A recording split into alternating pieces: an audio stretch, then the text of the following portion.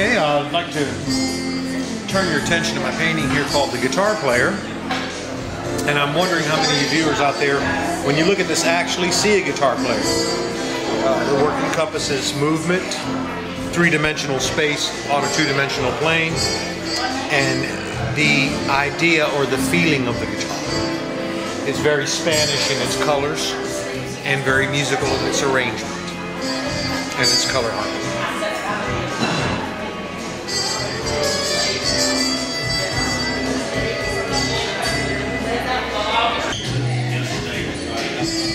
This work here, I'd like to draw your attention to, it's an untitled piece. This is where I started working with the illusion of 2 dimensions, 3 dimensions. For instance, your pencil here is an actual pencil, yet the pins holding the picture together are not really pins. Much of this area that looks painted is actually paper, cut and arranged in certain ways. Started off as a sad painting, but for some reason or other my mood changed while I worked on the work and it became a very happy looking painting. Over here we have one called Self-Portraits, Guitar, and Painting. You can see you have painting here, your guitar, and self-portraits are hidden in here, and in various other places in here. It carries a lot of the new symbols that I've been using, the more abstract symbols, the symbol for a female, and the symbol for a male that I use. And this piece, this is a very blue piece in terms of feelings when I did it. Again, as you can see, there's the picture within a picture, which is the concept I'm working with now. It's a new concept I came up with. The push pins, and in many places it's hard to tell which is actually painted on and which is actually three-dimensional, such as the big drops, which are made out of resin.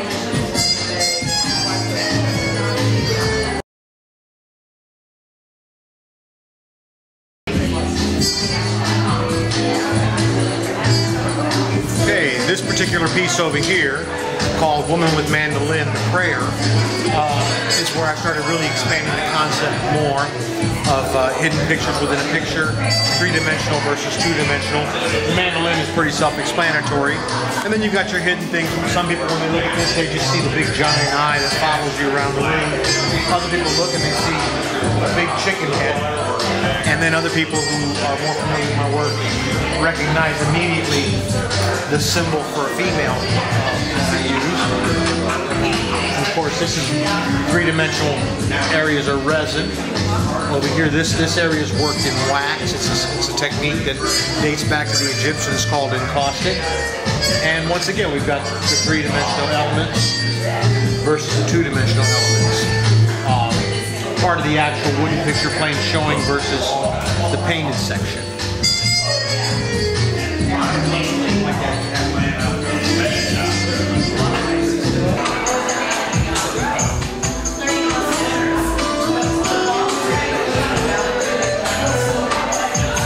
Here we are back again, and I'm working on my Lopez.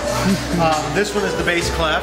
It's this and a couple of the other ones that you'll see with the musical symbols were the transitional pieces, the big pieces that you saw earlier. This is when I was trying to decide what I wanted to do. I've always been very interested in how we see things, how certain things are colored. For instance, in this particular piece, you'll see a ghost face right up in here. And it's very clearly a ghost face. I mean, there's your eyes, your nose, your chin, yet I never consciously painted that. So something inside me, something inside my head at that time wanted to create this. And that's something I've always been interested in working with. The one piece we saw before with the big chicken head in the eye, the chicken head was something that wasn't consciously painted, it just came about. And that's something I've been interested in because our emotions and our psychological states definitely color the way we see the world around us.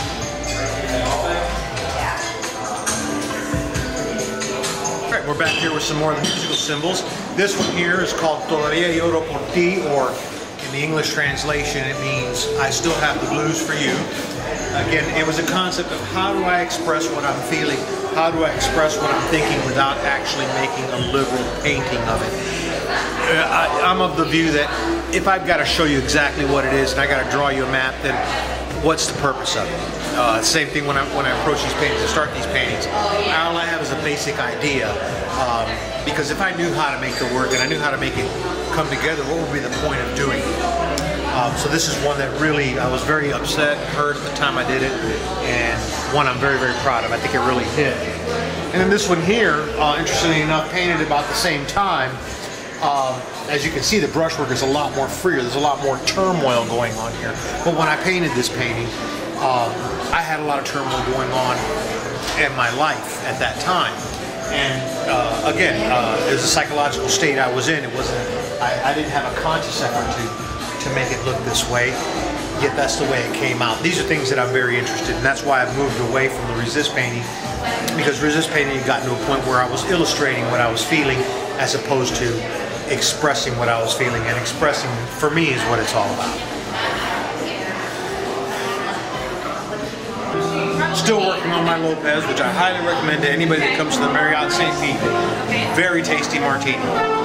Anyway, this is one of the first studies that I did when I started playing with the concept of the picture within a picture, hence the white border, the small push pins. I hadn't quite developed them as I had in the larger paintings at that time.